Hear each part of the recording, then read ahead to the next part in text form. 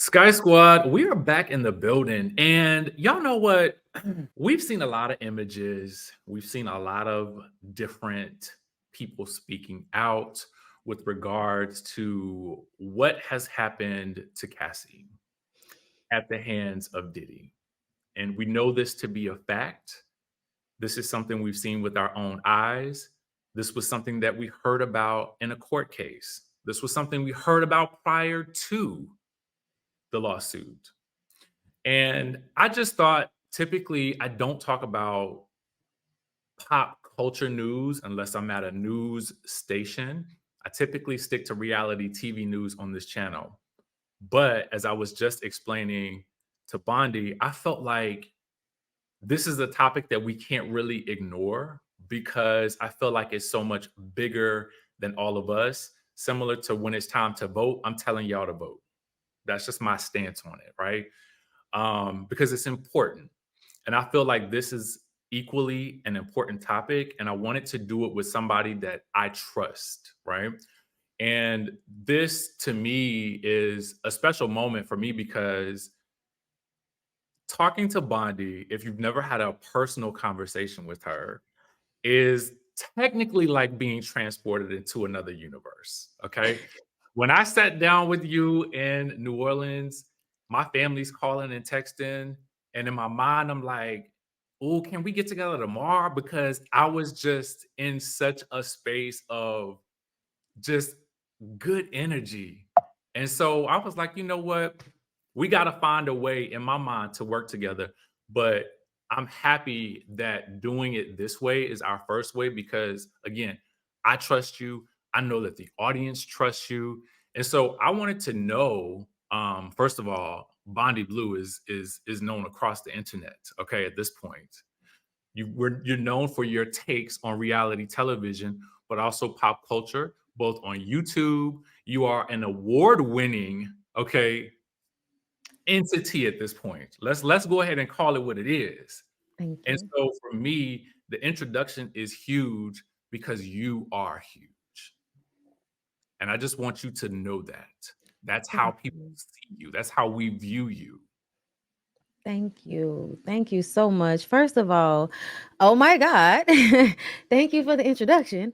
Thank you for having me. You know I love you ever since like we actually met in person. I loved you before then because I liked watching you. But like when we met in person, I just feel like you gave such great energy and I felt safe.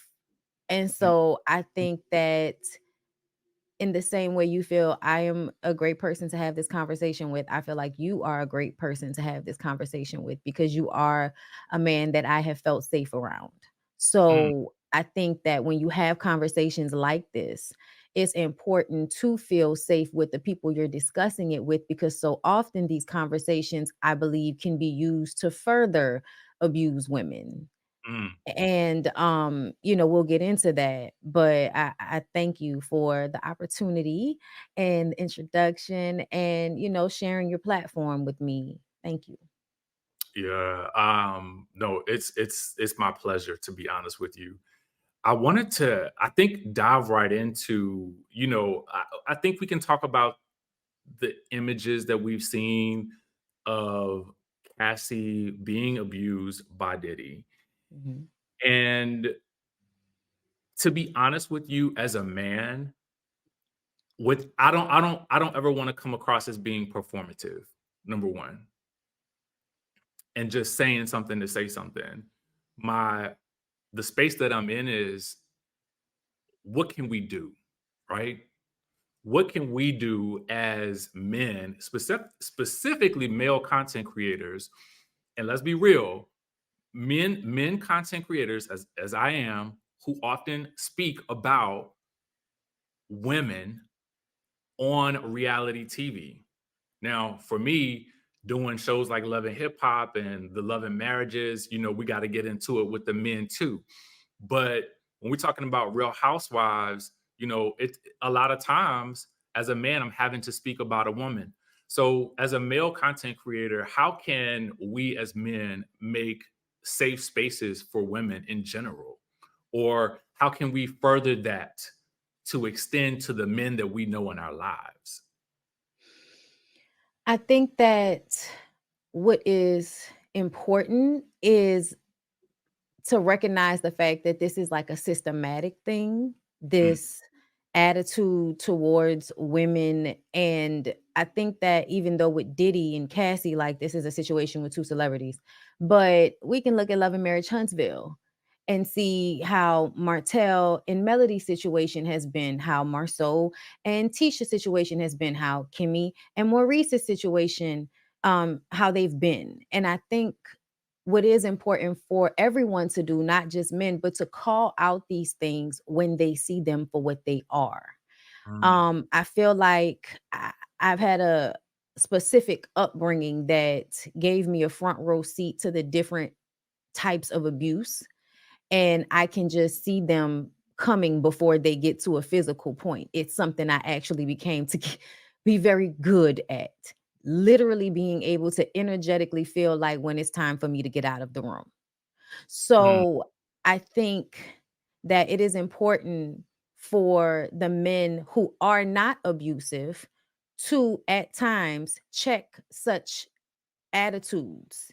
Because I mm, feel like I don't want to say you need to be checking some man, you know, physically, because I feel like that puts everybody in danger all the time.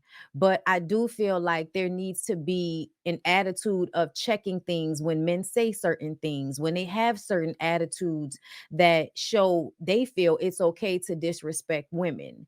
There's a certain energy, and everybody can always feel it, and I think people just act as if they don't see it or they don't hear it, or we're just overreacting, or that's not what he meant.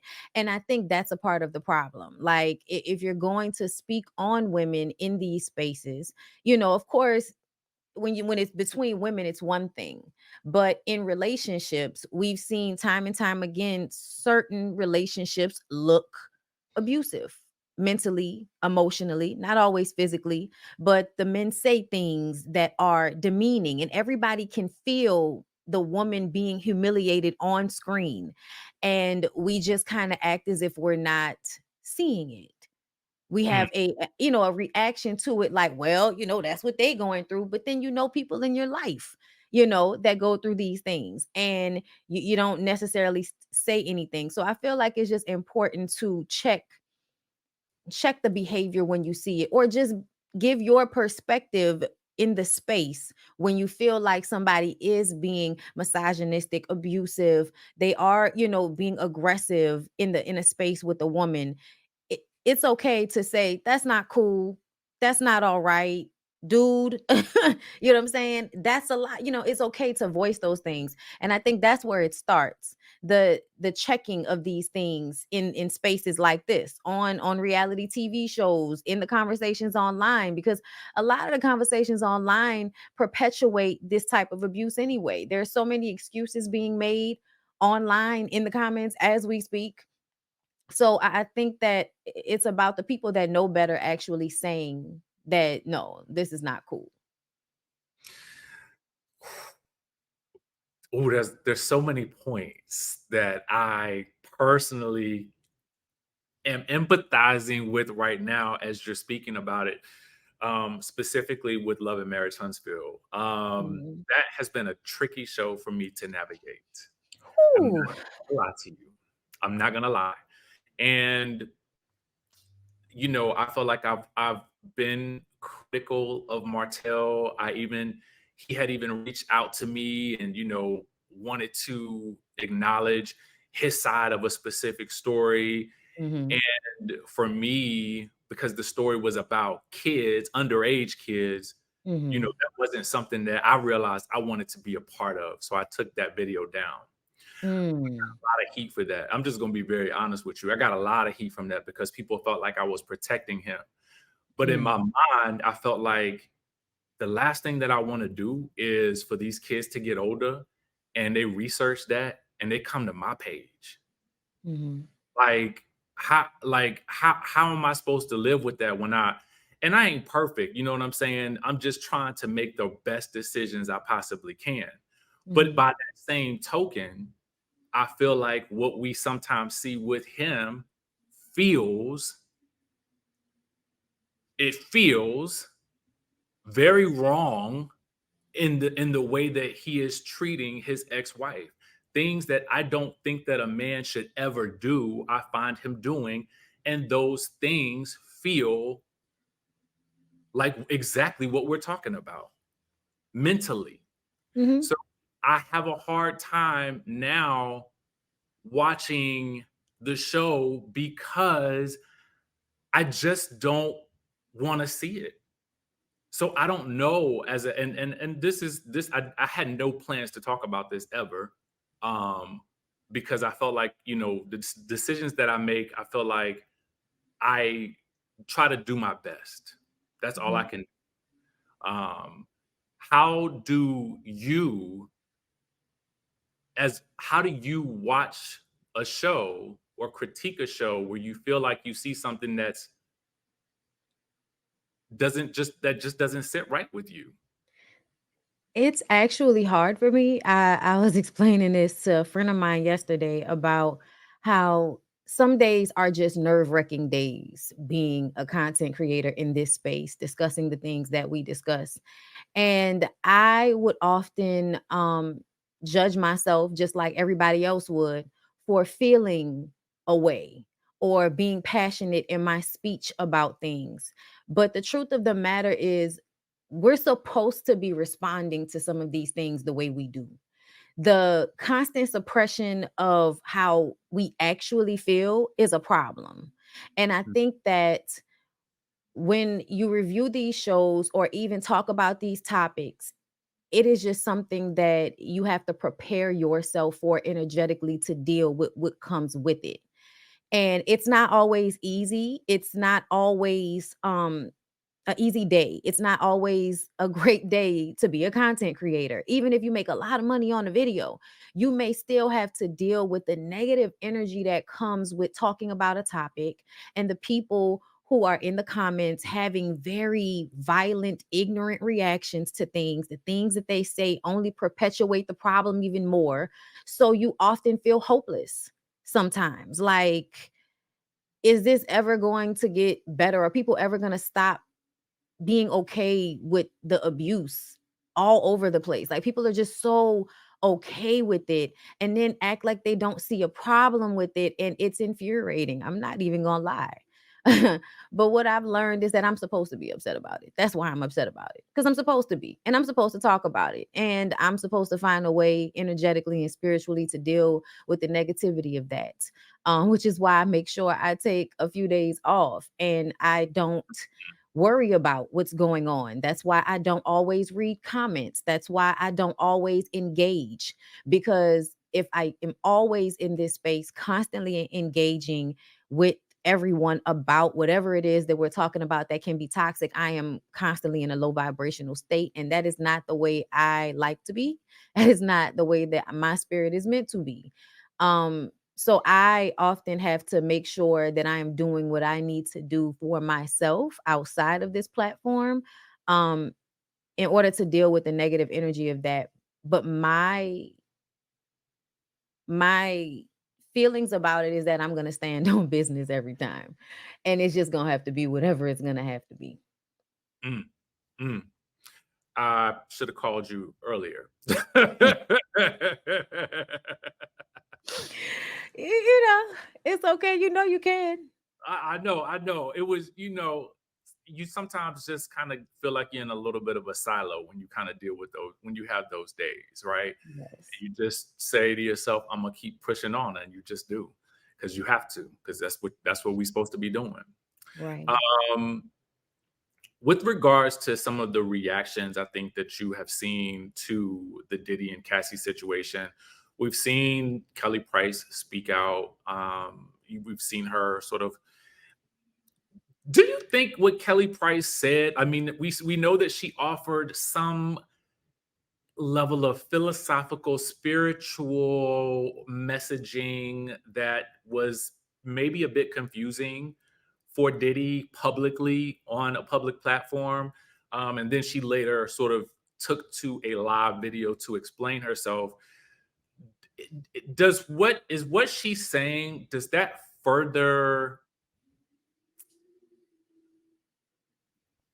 I don't want to say ignorance, but does it just make the situation any better? Do you think, what did you feel about her intentions? And then what did you feel about her statement? I think okay.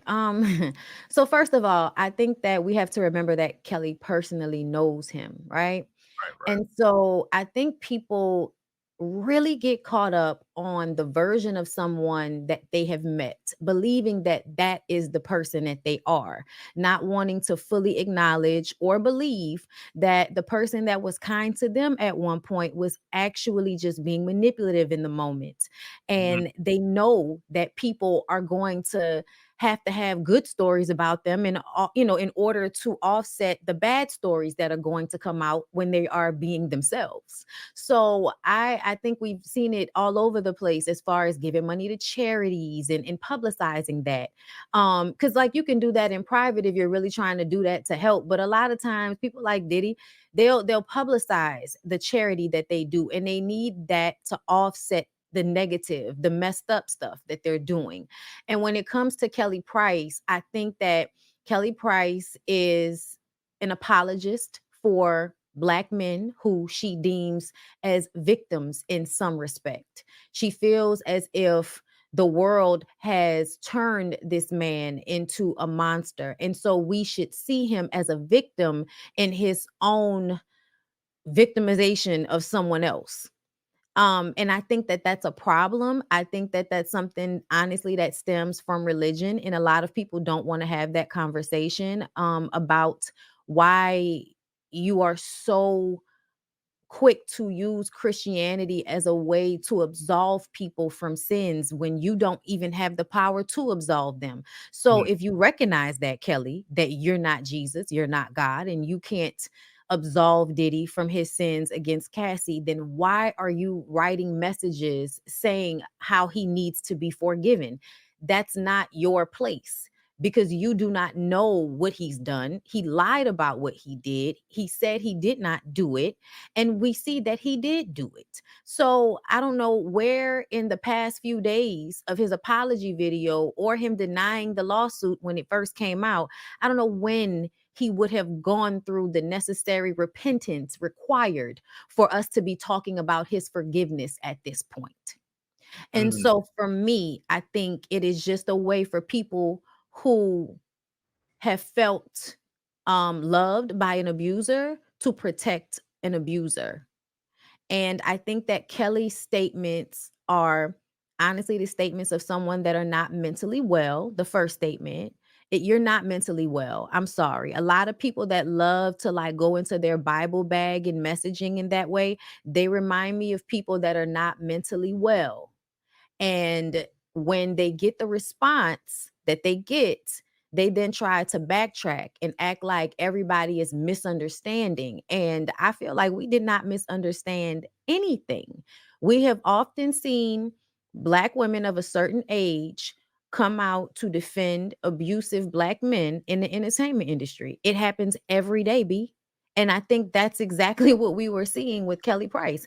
And I think we should just look at Kelly Price as an example of those sisters, aunties, mothers, friends that always tell us to forgive the abuser, that always want us to handle a man or any entity that is abusing us with kid gloves as if that's appropriate.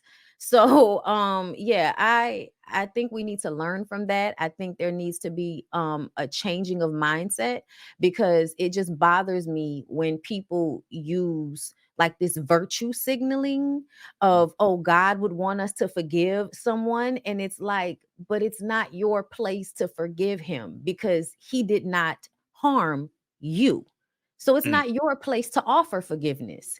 If you don't have anything to say about it, I don't think what anyone should be saying is how we should be looking at the good parts of someone that has just done something so vile, because then they don't have to ever be responsible for what they've done if y'all are always in a state of trying to either protect them from accountability or making excuses for their behavior by pointing out the good things they've done. So yeah, I don't like any of that. You mentioned something I thought was really interesting. You mentioned this like idea of manipulation. And I would assume that many abusers have multiple methods of manipulating different types of people, right?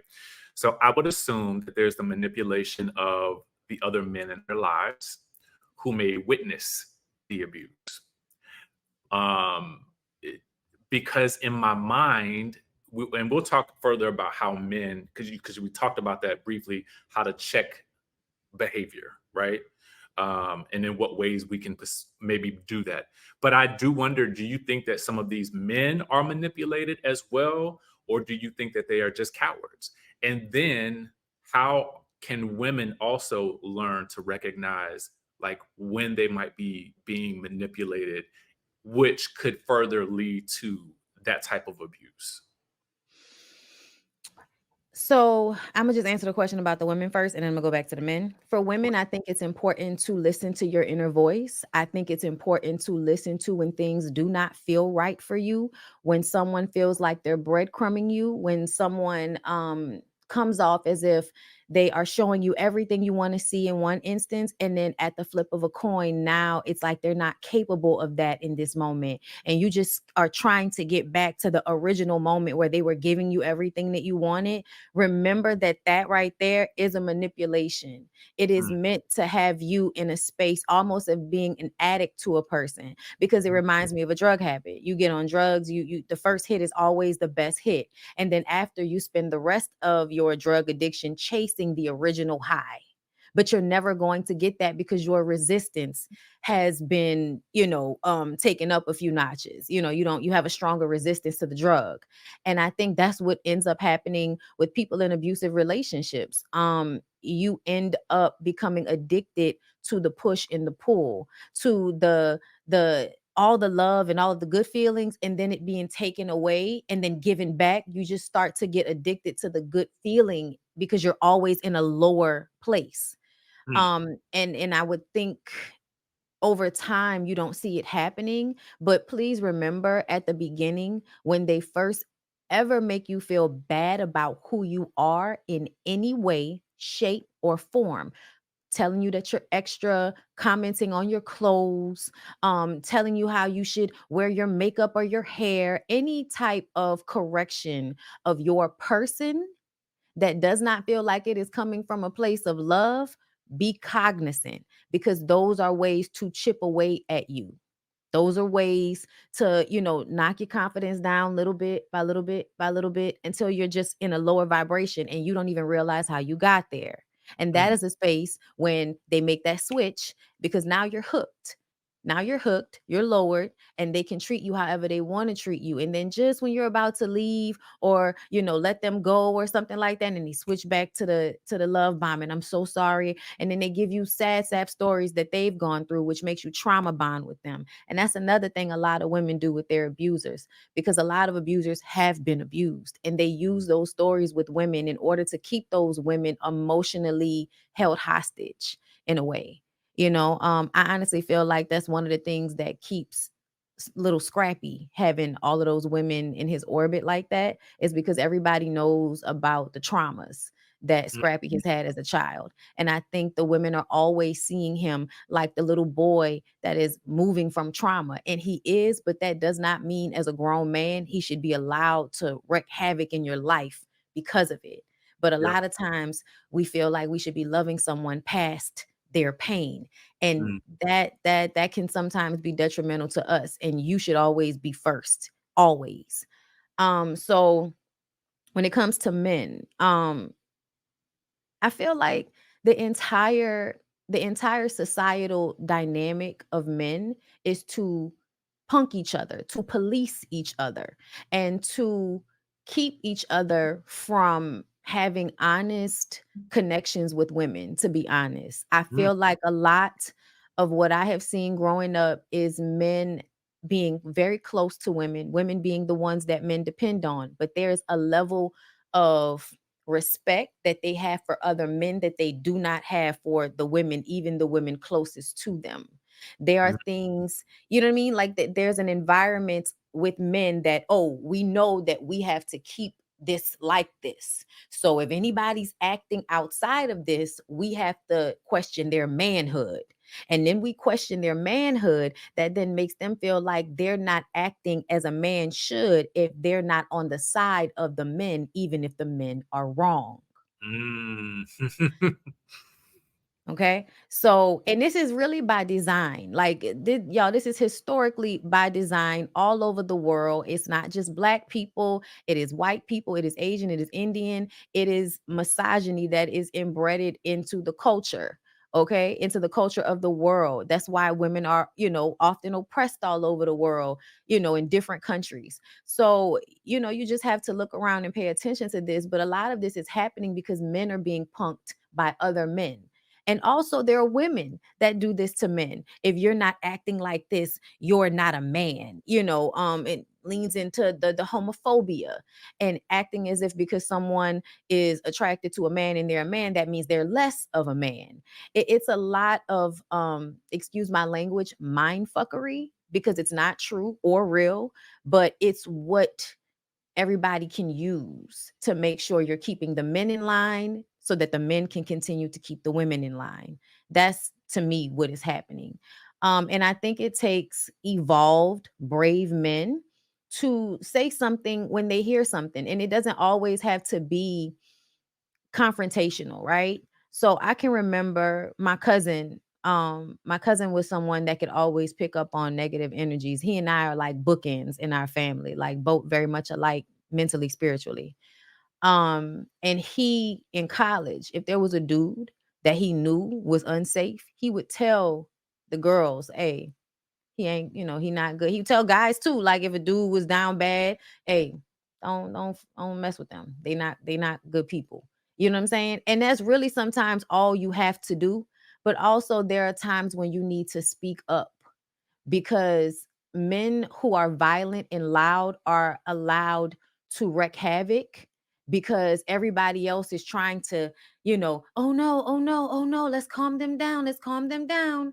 And, I can't tell anybody how to handle those types of situations, but I do feel like there needs to be more ostracizing. There needs to be more, I can't hang with you. I can't be around you because I don't like how you did that. And that shit not cool. And I don't want that around me. Men need to be willing to ostracize other men whom they deem unsafe. Mm. And sometimes in conversations, you don't have to be coming at somebody, but if they say something and you know what they're saying is messed up, well, my opinion is da da da da da da da da da. Just like you can't be mad at them about their opinion, they can't be mad at you about yours. But it is important to voice the opinion if you feel as if it would be better than what has been said. And I think sometimes people are just scared of confronting men who they feel like will lose it on them and all of this type of stuff. And I get that. And I always want people to be safe and do what is best for them. But I do think there needs to be more honesty about what's happening versus always trying to just, turn your head and act like you don't see it. That was a word right there. Okay. That was a huge word right there, especially for any men who are watching this. That was a word from me. All right. This is why I wanted to have this conversation. All right. So we also saw Cameron reacting to this on CNN, but Mhm. it didn't necessarily seem like Cameron was really aware of what he was supposed to be there for. Yes, he Did was. you think he, because I saw people in the comments saying, well, maybe his publicist didn't tell him, but Mm-mm. almost kind of made it seem like I don't know him like that. This ain't my problem. But Mhm. I to me, it's all of our problem. But that's just me. That's just how I feel. That's Um, a part of the problem is that he feels like that was the appropriate way to handle that. I'll just go ahead and get into it. yeah, please. First of all, he knew exactly what he was doing. I don't care what anybody is talking about. He knew what he was there to discuss. What other reason would they have Cameron on CNN? He can see what's scrolling under the screen, I'm sure. You can see that this is about Diddy and Cassie. You talked about it on your podcast. They brought you here low key as someone who knows him, but more or less as a correspondent, as someone who also speaks and does this.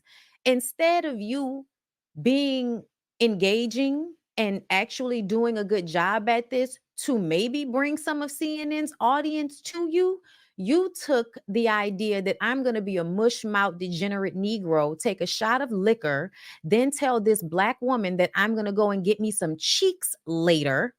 You mush mouth through the remainder of the interview and basically embarrassed her on air. You did it intentionally because you did not want to give them more than you would give your own audience because you're self serving and you don't mean any of that stuff you said about caring about women. See, I believe that Cameron is probably just as abusive. His energy is abusive to me. I don't care what Cameron is talking about. Okay, the things that Cameron finds funny as a almost 50 something year old man, I don't know his age, but it should be around there. The things he finds funny, yeah, I'm sorry. That's not a safe or mature man make. And I think it's very funny the way he was able to actually eloquently speak after on his podcast explaining how he's not for the domestic violence. He's not okay with it. He was disgusted. He was saying those things, but his tone did not give that. There was no passion in what he said, which made me feel like it was all flop and flare. And he really thinks that he did a good job because he promoted his business. And a lot of black men on social media have been doing that, using this domestic violence situation to promote their businesses. And don't get me wrong, we all are making money off of content, but there's a way to do this that has some type of empathy or heart for what we are talking about. And that is where being an adult and having empathy for other people comes in. And see, I think a lot of people really are very, very low vibrational. And so they didn't see anything wrong with what Cameron did because that's the level that they're on. Mm. We should not be down there on that level, though. What he did was not okay. And he did not make a good example of black men that we should not be, I'm not trying to keep another black man down. That's what y'all keep saying, right? Why would y'all have him on there to talk bad about another black man? We are talking about a news story. And the news story is just so happens to be that this famous black man is on camera punting a woman like a football. That's what we're here to talk about. If you don't want to talk about that, then don't come on CNN. But the idea that he did the right thing is despicable to me. And I saw that a lot in the comments. But to me, it was self-serving. And that was merely all it was, empty and self-serving. How This is the question that I find myself asking now, and I think this is probably the most important question. How do we, either as men or content creators, how do we approach this in a constructive way so that we are supportive to women and victims like Cassie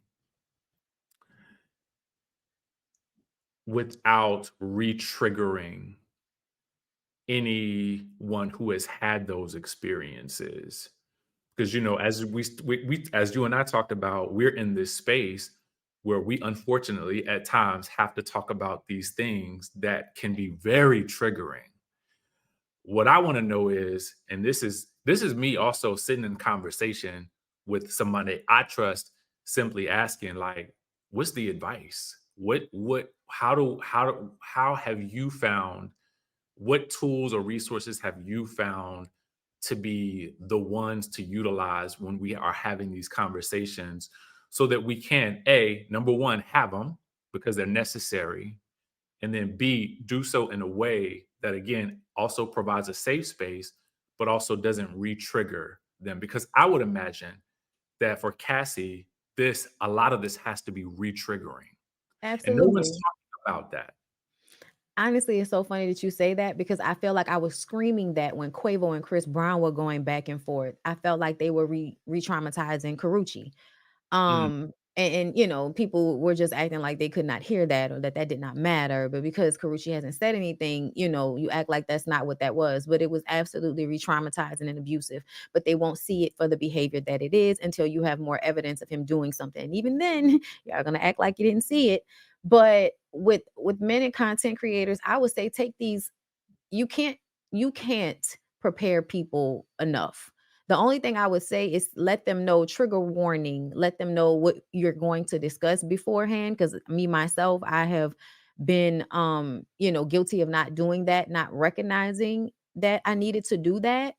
But just allowing people the space to click off if they need to when we're going to have these conversations, because they're going to be triggering for people who've been through it. It just it is like I watched that video and completely inside of myself, just I know what it feels like on some level.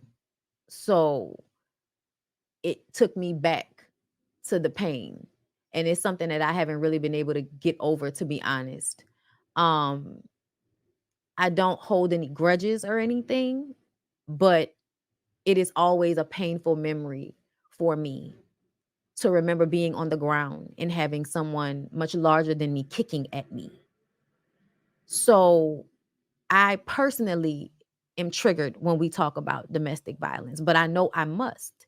I know I have to, because that's why I know it. That's why I've been through it, because I have to be able to talk about it for my own healing, but also to warn people and to help people see the signs early on if they can, so that they don't end up in some of these situations. So you have to have these conversations, and people just have to be prepared for the triggering. mm, But what I will say is making jokes, making light of it all the time is bothersome to me. Using it to promote things in such a crass way that Cam did, that the drink, whatever that was that he was promoting, that was so out of place and just showed just very crass, like no heart, no sympathy, no empathy for the situation, for victims of domestic violence whatsoever. And I feel like as long as you are coming at these situations understanding the severity of it, um wanting to help the situation, if you're going to have a conversation about it and not just capitalize off of it, mhm, then I feel like the conversations can be had by anybody that wants to have them. And I think even though a lot of men may not understand what it is to be in a woman or a girl's position in domestic violence, I know a lot of boys that were abused by their dads or their mothers, so everybody needs to hear these conversations sometimes, even if they're not prepared, because sometimes it's the thing that pushes you to re-examine your own situation, what you haven't healed from and how it's showing up in your life, causing trauma. So because these things don't just go away. You don't bury them anywhere. They are just going to show up in different ways of how you respond. And a lot of the times it will absolutely hold you back if you are not working on yourself and people don't do the work that takes, because it's hard. It's hard to think about some of the times you've been in when you've been in situations like that. Write them down, go through how you felt about it, because it's all retriggering. But it's the only way that you're going to clear it out is to talk about it, examine it, understand it, see how it affects you in other ways, and try to fix those things and move on from there. Um, I hope that answers the question. no, listen. First of all, let me say this. I apologize because I did not know that this is something that you had personally gone through. Yes. Like, so for me, the fact that you were even having this conversation with me, I feel like I need to apologize because I didn't know. No, no, no, no. Not at all.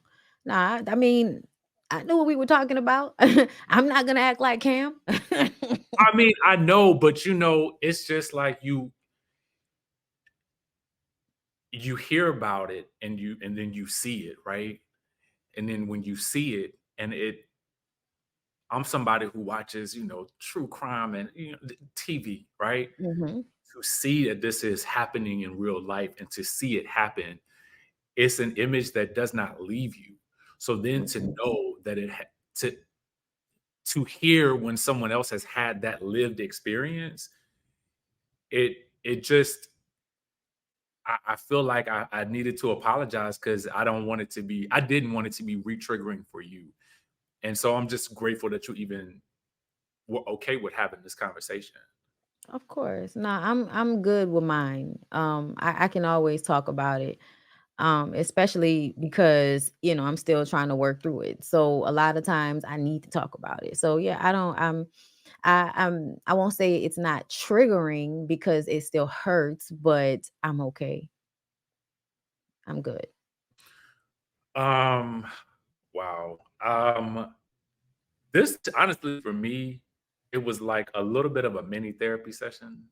Um, when I had the idea, I was literally just out, and it was just kind of on my mind. And I was like, if I got to talk about like I need to talk about this, like because it has to be talked about.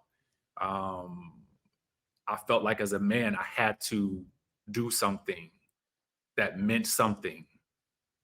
So the first person I thought of was you. So I can't even express my gratitude enough that you would even have to revisit any of that. Um, but I'm grateful because I hope that somebody who sees this maybe learns to take a different action, moves in a different way, or maybe it sparks some other level of conversation amongst some other group of people, and we can keep it going so that we see less of this. I know Absolutely. that could be idealistic of me, but I feel like if I can't do something that has some level of hope attached to it, then I don't know what else to do. Yeah. No, energy spreads. And I feel like anything that you set your intention into, that you manifest for yourself. So I absolutely understand. And I do feel like this is going to help somebody, or some people, but I know that whenever you speak on your own pain or healing, that it helps other people who are in that space and they will gravitate to it if they need to hear it. So yeah, no, I definitely think that it will have the desired effect. Well, I mean, that's all we can hope for. Bondi, can you tell the people what else that you got going on besides winning awards and looking fabulous, vacationing? We be following your journey out here in these YouTube streets and on Instagram. Yes. I listen, I'm probably gonna be, when this comes out, I will probably have already been live on my own channel today talking about several of these topics. Who Lord. It's a lot. But I am about to go to Phuket, Thailand next month, and I'm super duper excited for that. I will be going to Bali next year. I know that you're about to go to Bali, or you went Yes, already. Okay. September. Yes. Okay. Listen, we love to travel now. Okay. Yes, we. Um, and I think I'm just in a space of just being creative, just Mm, being creative and creating and honestly hoping for the best. You know what I mean? I'm taking all the opportunities as they come. I take it, day by day, step by step. Okay. Because this is a very up and down game. You know what I'm saying? And I'm not always in my up. But at the same time, I know it's what I'm supposed to do and I walk in my purpose. So whatever else is coming, just make sure you following me on all my platforms. Bondi Blue on YouTube, Blue Rose Bondi on Twitter, and Bondi Blue on Instagram. Subscribe, follow, support. It's all greatly appreciated. and I already love you. So I mean, for me, if you ever need anything, I got you, and hopefully you'll come back and we can talk something, Absolutely. um, you know, Lighter. a little lighter, a Ooh, little. we should do a Love and Marriage Huntsville one day. Girl, I'm traumatized already from that You're show. not doing it no more? You know what? I don't know. You don't I know? don't Okay. I don't know. You know, for me, I'm also about protecting my mental space. And Absolutely. sometimes that show just gets a little the direction sometimes it makes me jittery, right? But Yeah. but if there's anybody that I feel like again I feel safe doing something with, it's definitely you. So I'm down. Okay. But I I'm mean, whatever you wanna do, I'll come back for. perfect, perfect. Well, you know we love you here. And thank you so much for your time, your energy. It is always appreciated. And if there's anything, like I said, I can do for you, you know, I'm here. I got you, whether it's online or off. Thank you. I appreciate you. I love you, Richie. I love you too, boo. And y'all, listen, make sure you're following Bondi Sky Squad. Yo, we are out. I will see you in the next